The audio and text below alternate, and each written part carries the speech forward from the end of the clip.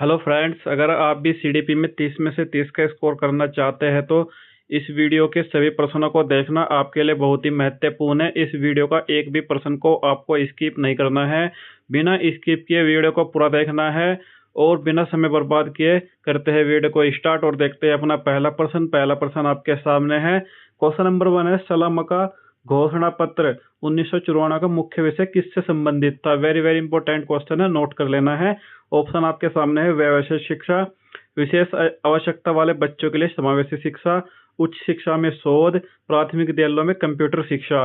तो question number 1 का सही आंसर जाएगा ऑप्शन नंबर बी के साथ। Option number B is the correct answer. बढ़ते हैं क्वेश्चन नंबर 2 की तरफ। क्वेश्चन नंबर 2 आपके सामने है, डिस्फेसिया विकार मुख्य रूप से शरीर के किस अंग या कार्य प्रणाली से संबंधित है?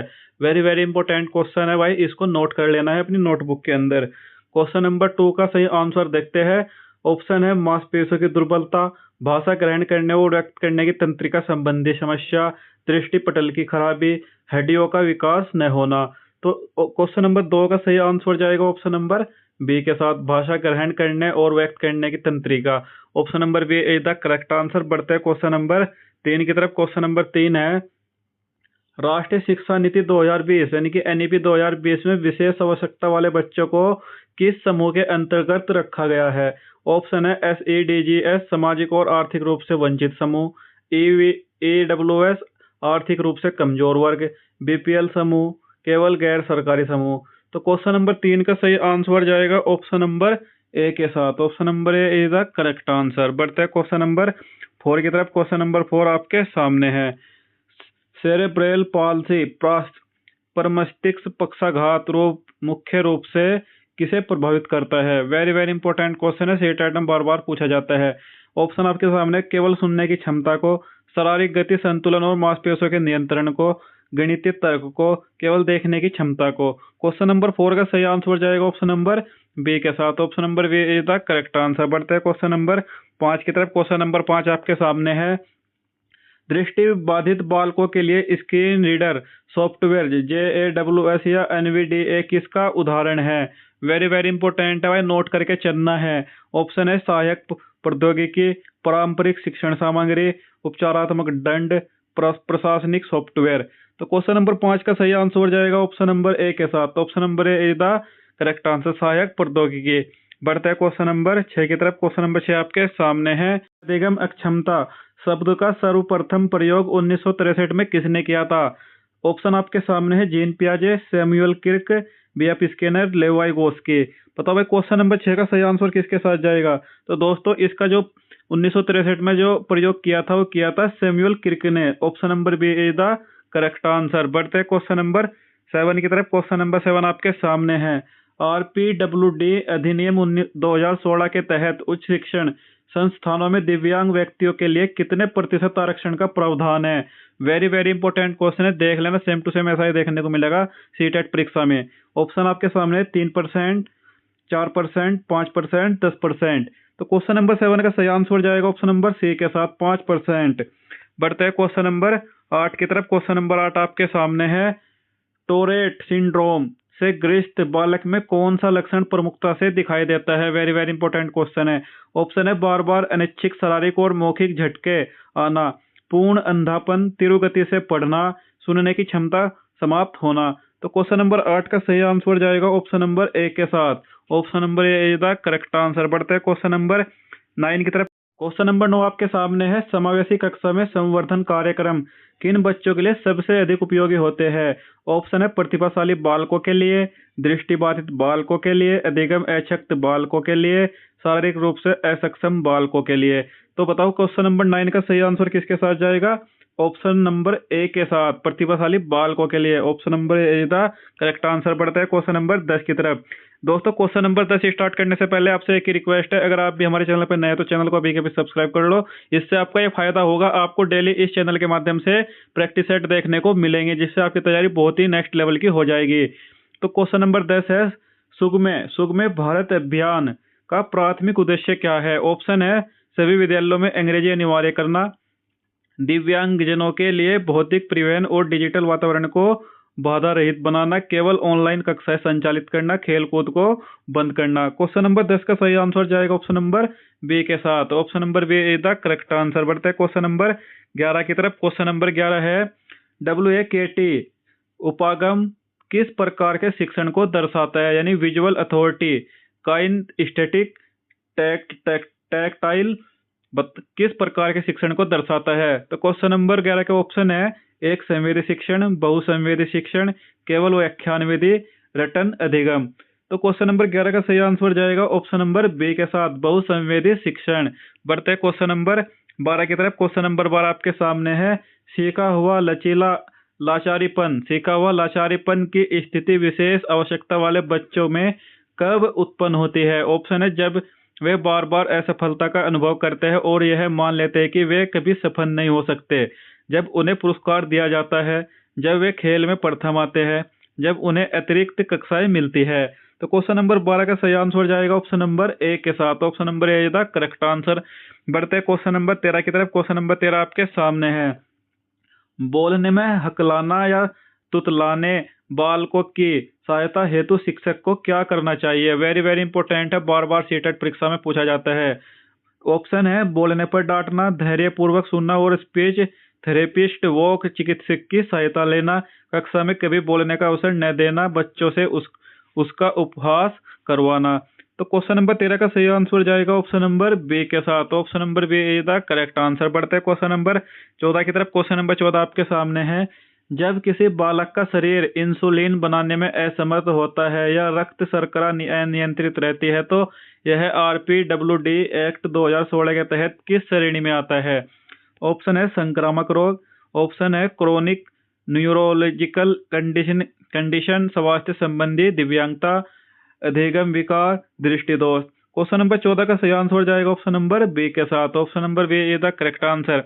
बढ़ते हैं क्वेश्चन नंबर 15 की तरफ। क्वेश्चन नंबर 15 है समावेशी शिक्षा में सह शिक्षण का क्या अर्थ है। को टीचिंग का क्या अर्थ है। दो या दो से अधिक शिक्षक मिलकर एक ही कक्षा में विभिन्न आवश्यकता वाले बच्चों को पढ़ाते हैं। एक ही शिक्षक केवल सामान्य और दूसरे केवल दिव्यांग बच्चों को अलग कमरे में पढ़ाता है। छात्र स्वयं ही एक दूसरे को पढ़ाते हैं और शिक्षक अनुपस्थित रहता है। केवल प्रधानाचार्य द्वारा शिक्षण। तो इसका सही आंसर जाएगा ऑप्शन नंबर ए के साथ। Option number A is the correct answer. बढ़ते हैं क्वेश्चन नंबर 16 की तरफ। क्वेश्चन नंबर 16 आपके सामने है मस्कुलर डिस्ट्रोफी। मस्कुलर डिस्ट्रोफी किस प्रकार की समस्या है। ऑप्शन है मांसपेशियों की प्रगतिशील कमजोरी और क्षरण से जुड़ी अनुवांशिक बीमारी, केवल आंखों की रोशनी जाना, कान के पर्दे में छेद होना, केवल मानसिक तनाव। क्वेश्चन नंबर 16 का सही आंसर जाएगा ऑप्शन नंबर ए के साथ। Option number A is the correct answer. बढ़ते हैं क्वेश्चन नंबर 17 की तरफ। क्वेश्चन नंबर 17 है मंद गति से सीखने वाले बालकों के लिए निदानात्मक शिक्षण डायग्नोस्टिक टीचिंग का क्या उद्देश्य है। ऑप्शन है उनके अंकों की सार्वजनिक घोषणा करना, उनकी अधिगम संबंधी कठिनाई और कमियों के कारणों की पहचान करना, उन्हें अगली कक्षा में भेजने से रोकना, उन पर आर्थिक जुर्माना लगाना। क्वेश्चन नंबर 17 का सही आंसर हो जाएगा बी के साथ। Option number B is the correct answer. बढ़ते हैं क्वेश्चन नंबर 18 की तरफ, जो कि वेरी वेरी इंपॉर्टेंट क्वेश्चन है। इसको अपनी नोट पुस्तिका में नोट कर लेना है। कम दृष्टि वाले विद्यार्थियों के लिए कक्षा में क्या अनुकूलन आवश्यक है। ऑप्शन है बड़े अक्षरों वाली पुस्तकें और पर्याप्त रोशनी, कक्षा में अंधेरा रखना, उन्हें सबसे पीछे बैठाना, केवल काले बोर्ड का प्रयोग बंद करना। क्वेश्चन नंबर 18 का सही आंसर हो जाएगा ऑप्शन नंबर ए के साथ। Option number A is the correct answer. बढ़ते हैं क्वेश्चन नंबर 19 की तरफ। क्वेश्चन नंबर 19 आपके सामने है समावेशी शिक्षा के संदर्भ में पाठ्यचर्या अनुकूलन का क्या तात्पर्य है। बताओ करिकुलम एडेप्टेशन का क्या अर्थ है। ऑप्शन है सभी बच्चों के लिए पाठ्यक्रम को पूरी तरह समाप्त कर देना, छात्रों की व्यक्तिगत क्षमता के अनुसार पाठ्यक्रम की सामग्री, प्रक्रिया और मूल्यांकन में लचीलापन लाना, केवल परीक्षा का समय आधा कर देना, कठिन विषयों को पाठ्यक्रम से बाहर निकाल देना। तो इसका सही आंसर जाएगा ऑप्शन नंबर बी के साथ। Option number B is the correct answer. ये सबसे सही उत्तर मुझे लग रहा है। बढ़ते हैं क्वेश्चन नंबर 20 की तरफ। क्वेश्चन नंबर 20 आपके सामने है।